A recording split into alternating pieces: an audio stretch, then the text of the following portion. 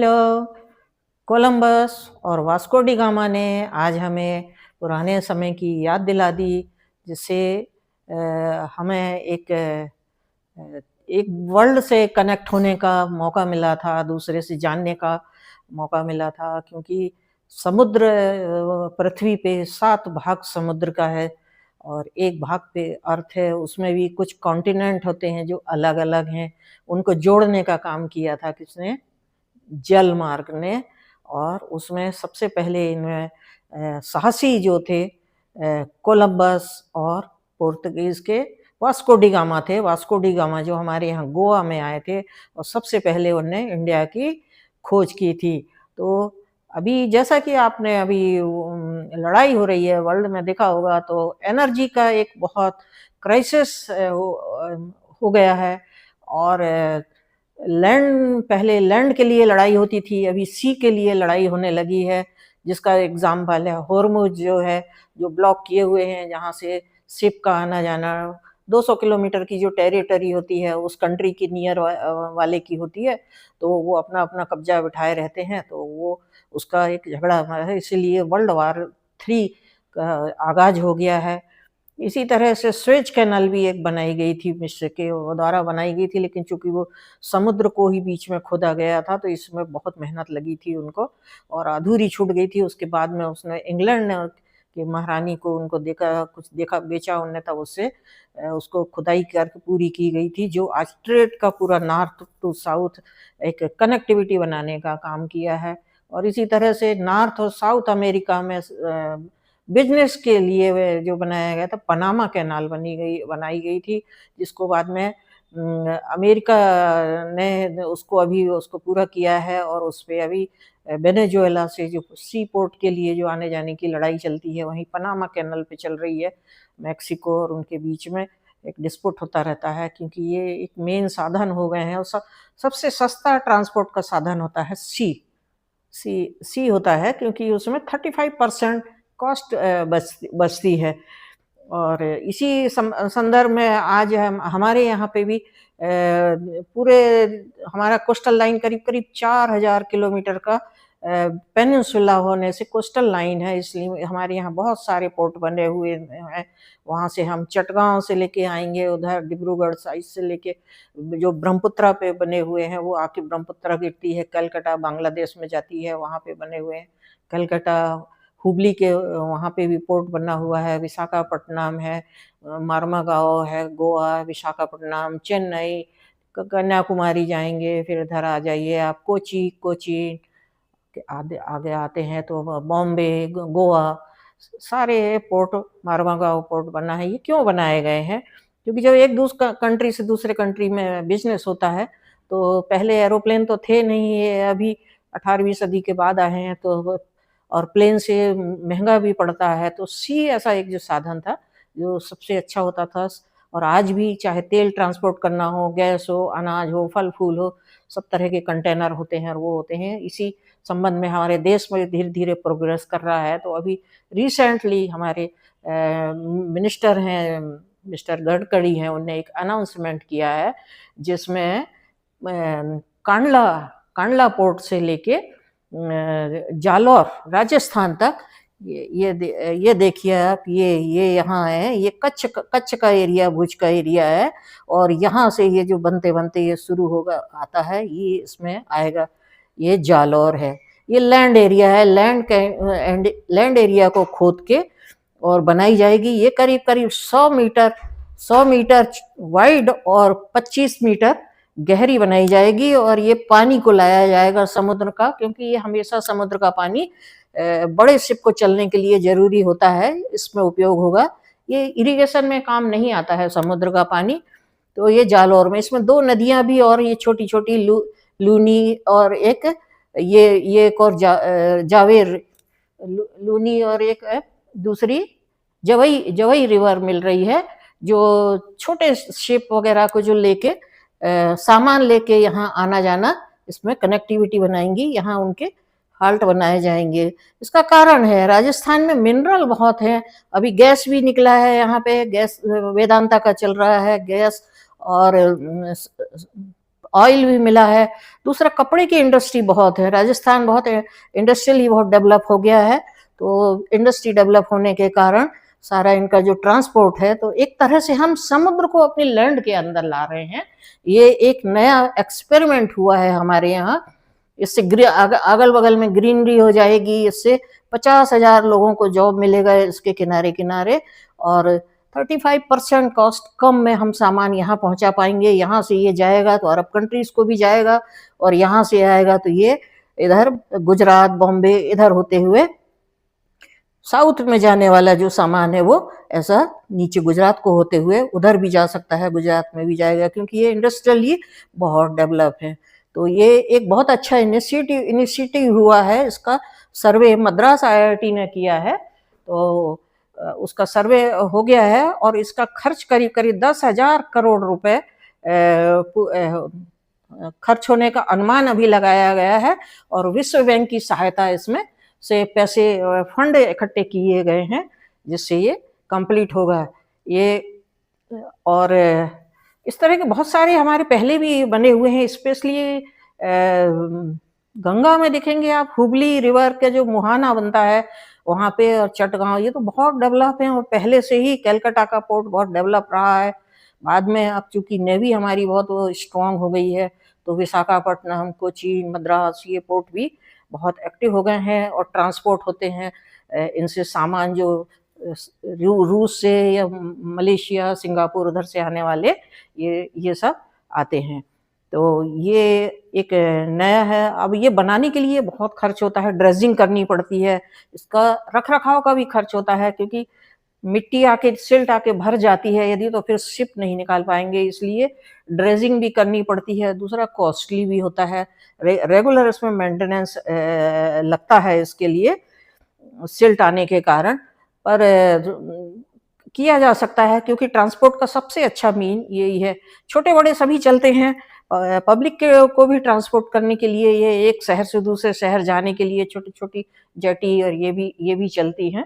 तो ये इसके बहुत सारे एग्जाम्पल मैं बताऊं आपको, कि पटना का गाय घाट है, हल्दिया का मल्टी टर्मिनल है, वाराणसी हल्दिया का जो है, और ये क्या करते हैं हल्दिया वाले, कोलकाता के 350 किलोमीटर का है, ये ले जाता है सीमेंट, कंटेनर वगैरह जो भर के और विदेशों को ले जाते हैं, सीमेंट ले जाते हैं, वहाँ से मिनरल आते हैं, और कपड़े वगैरह या जो सामान ट्रांसपोर्ट होता है कलकत्ता से वो जाता है। और इसी तरह से खाद आता है विदेशों से, जो रिफाइनरी वगैरह से खाद, और चावल का एक्सपोर्ट होता है बहुत सारा, क्योंकि नॉर्थ ईस्ट में और कलकत्ता साइड चावल बहुत होता है, साउथ में भी चावल होता है, तो वो भी इन्हीं के थ्रू एक्सपोर्ट होता है। हुगली रिवर पे करीब करीब 100 किलोमीटर का वो बनाया गया है, मार्ग बनाया गया है, जिसमें कोयला और फ्लाई ऐश वगैरह का इनका ट्रांसपोर्ट करते हैं। इसी तरह से गुवाहाटी में जो ब्रह्मपुत्र रिवर है, ये सबसे बिग रिवर है, और ऑल ओवर द ईयर इनमें इतना पानी रहता है कि आप कंट्रोल नहीं कर सकते हैं। ये शिप के ट्रांसपोर्ट का सबसे अच्छा साधन है, और सबसे लंबी रिवर है। हिमालय से निकलने के बाद जब अरुणाचल से आती है, तो वो सीधा जो हमारे यहाँ से घुसती आती है, तो असम का पूरा चक्कर लगाते हुए यहाँ चिकन नेक के वहाँ आके, और वो तिस्ता रिवर के साथ मिल के फिर यहाँ नीचे जाती है। और इसमें गुवाहाटी से लेके पूरे शिप से ट्रांसपोर्ट होता है, नॉर्थ ईस्ट का शॉर्टकट पड़ता है इसीलिए। और चटगांव से भी हमारे यहाँ कलकत्ता के लिए होता है। पहले तो बांग्लादेश इंडिया में ही था, तो कोई प्रॉब्लम थी नहीं है इनमें, तो 2-3 पोर्ट बने हुए हैं वहाँ पे। और इसी तरह से देखा होगा आपने कि गुवाहाटी का, असम का जो पोर्ट है वो चाय बागान है वहाँ बहुत सारे, और चावल बहुत होता है नॉर्थ ईस्ट में, नारियल ये होते हैं, तो इन सब चीज़ों का जो प्रोडक्ट होते हैं, फल बहुत होते हैं, तो वो एक्सपोर्ट होते हैं। भूटान भी हमारे इसमें कंट्रीब्यूट करता है। और डिब्रूगढ़ से 18 किलोमीटर का जो रूट बनता है वहाँ से, डिब्रूगढ़ असम से कलकत्ता तक का, उसमें चाय, चावल, पेट्रोलियम के डिगबोई के पास डिब्रूगढ़ में वो निकलता है, तेल निकलता है। ONGC की सब्सिडरी है HOEC, वो तेल निकालती है, तो वो यहाँ से हमारे इसमें गुवाहाटी के थ्रू आता है, यहाँ से कंटेनर आते हैं, उसके पाइपलाइन से भी आता है रिफाइनरी यहाँ बिहार में आने के लिए। तो ये एक अच्छा है। इसी तरह से फरक्का में एक डैम बना हुआ है पश्चिम बंगाल में। बंगाल के 2 डिवीज़न हो गए हैं, बहुत बड़ा डैम बना हुआ है, बिजली का प्रोडक्शन करता है। तो ये हमारे जलमार्ग के बहुत अच्छे साधन हो गए हैं। तो कृष्णा साउथ में आ जाएँगे, कृष्णा नदी में जो है वो तेलंगाना में जाता है, फिर आंध्र प्रदेश, तमिलनाडु, पौंडीचेरी होके हुए ये ट्रांसपोर्ट का एक मीन बन जाती है ये रिवर।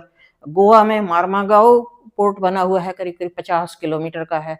गोवा में बहुत मिनरल होते हैं, वो ट्रांसपोर्ट होते हैं, उनसे फिनिश्ड प्रोडक्ट भी बाहर जाते हैं और बाहर से भी ऑस्ट्रेलिया वगैरह से आते हैं। तो ये गडकरी जी का बहुत अच्छा एक प्रोजेक्ट है और इससे करीब-करीब एक एक शिप जो आता है 15 से 2000 टन का सामान एक साथ आ जाता है, जो हम गाड़ी, बस या ट्रक में हम नहीं सोच सकते हैं। इतना बढ़िया सस्ता ट्रांसपोर्ट होता है। तो अब हमारी गवर्नमेंट ने इसको बहुत प्रायोरिटी पे इसको लिया है और अलग डिपार्टमेंट बनाया है, जिसमें गडकरी जी ने अभी इसका उद्घाटन किया है। इसलिए हमें प्रेज़ेंट गवर्नमेंट को धन्यवाद देना चाहिए कि इतनी कठिन परिस्थितियाँ लगातार बैक टू बैक आ रही हैं। कोरोना आया, ये आया, इलेक्शन हो रहे हैं, अभी फिर इलेक्शन हो रहे हैं। इलेक्शन के समय आपने देखा होगा कितनी अराजकता मचा के रखते हैं लोग और अपने-अपने स्वार्थ आगजनी करते हैं, तो रेल गाड़ी तोड़ेंगे, बस तोड़ेंगे, मारते हैं, सब कुछ करते हैं। उसके बीच में भी गवर्नमेंट काम कर रही है, तो ये क्रेडिटेबल है। इसके लिए हमको गवर्नमेंट को धन्यवाद देना चाहिए और जो हमसे सहयोग बनता है उसको वो सहयोग देना देना चाहिए। देखेंगे आप इसको अमृत योजना कहलाती है ये इसका वो था उनका इस अमृत योजना का उद्देश्य था कि चलने वाले पानी को रोको, रुके पानी को पीने के लायक बनाओ और दौड़ने वाले पानी को चलने वाला बनाओ। चलने वाला बनाओ मतलब पानी को रोक के आप शिपिंग के काम में लो और रुके पानी को पीने लायक बनाओ, मतलब जब रुकेगा डैम बनाएँगे, अंडरग्राउंड रिचार्ज होगा तो वो हमारे लिए पीने का स्वच्छ पानी का सोर्स बनेगा, ड्रॉट कंट्रोल होगा उससे।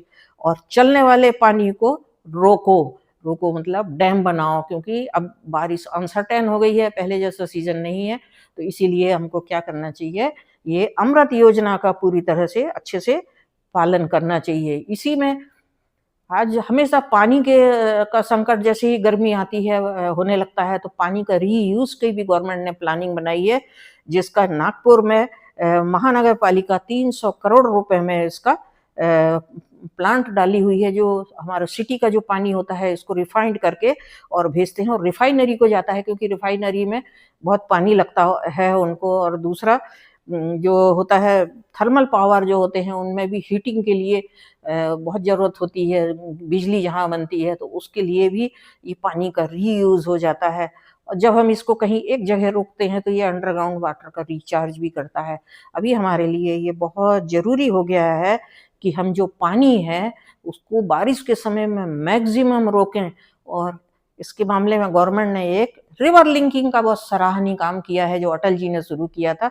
सबसे पहला काम हुआ है केन-बेतवा रिवर का, जो एमपी में चलती है, बुंदेलखंड का है, जिससे रिवर लिंकिंग हो गई है। तो वो बुंदेलखंड में एग्रीकल्चर का डेवलपमेंट होगा और लोगों को जो पीने के पानी की जो समस्या होती है वो खत्म होगी। ये जो हमारा अभी जो रिसेंट प्रोजेक्ट है गडकरी जी ने कहा है, वो गेटवे ऑफ अरब सागर कहलाता है। गेटवे मतलब जैसे वहाँ से पहला एक हमारे देश में ऐसा प्रोजेक्ट होगा जो हम समुद्र के पानी को लैंड के अंदर ला रहे हैं इस तरह से। तो ये एक सराहनीय काम है। और कांडला पोर्ट है, मुंद्रा पोर्ट है, इनसे बहुत व्यापार होता है हमारा नीचे का, तो वो सक्सेसफुली चलेगा। तो ये मैंने आज को आपको ये इसलिए बताया कि ऐसा नहीं होता है कि कोई भी गवर्नमेंट को आप टोटली ये डिनाई करें कि वो कुछ नहीं करती है। 70 साल में डेवलपमेंट हुआ है, कभी कम होता है, कभी ज़्यादा होता है, लेकिन पिछले 10 सालों में गवर्नमेंट ने बहुत सराहनीय काम किया है।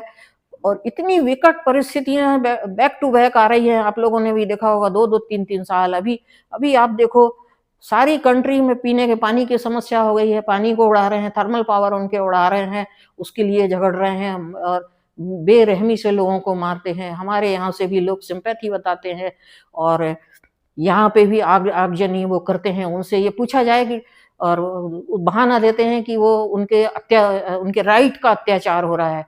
तो यहाँ कौन-सा अत्याचार होता है जो आप यहाँ के लोगों को जो मारते, काटते हो, वो करते हो और उसके बाद में दूसरों की सिंपैथी आप अपने घर में तो ठीक से रहना सीखिए पहले। आपको डेमोक्रेसी की वैल्यू का इस समय आभास हुआ होगा कि हमारी डेमोक्रेटिक कंट्री है, हम कुछ भी बोल लेते हैं, कुछ भी कर लेते हैं, फिर भी एक सक्सेसफुली हमारी गवर्नमेंट चल रही है, तो हमको ये अपने देश पे गर्व होना चाहिए। इस कह के मैं आपसे फिर से उम्मीद करती हूँ कि गवर्नमेंट को सजेशन दें, अपने-अपने एरिया में लैंड एक्वायर होती है, कॉस्ट लगता है, गवर्नमेंट यदि 1-2% टैक्स भी लगाती है, गवर्नमेंट ने यदि रिवर लिंकिंग कर ली और ट्रांसपोर्ट कर लिया, तो हम जो दूसरों पे पेट्रोल पे डिपेंड हैं या हम दूसरों से खाने का सामान बुलाते हैं, उसमें हमारी निर्भरता कम हो जाएगी और हम फिर से सोने की चिड़िया बन जाएँगे। क्योंकि इस बात का तो आपको ज़रूर गर्व करना पड़ेगा कि वर्ल्ड में जितनी नदियाँ और हिमालय से निकलने वाला, पहाड़ से निकलने वाला स्रोत जो हमको भगवान ने दिया है, दुनिया में किसी कंट्री को नहीं दिया है। यही कारण है कि हमारी लाखों साल की सभ्यता हमारी हिंदू सनातन सभ्यता है। एक बार फिर से जय हिंद कहो आप, हमारी सभ्यता, संस्कृति और हमारे देश को गर्व से कहो कि हम हिंदू हैं, हिंदुस्तानी हैं। जय हिंद।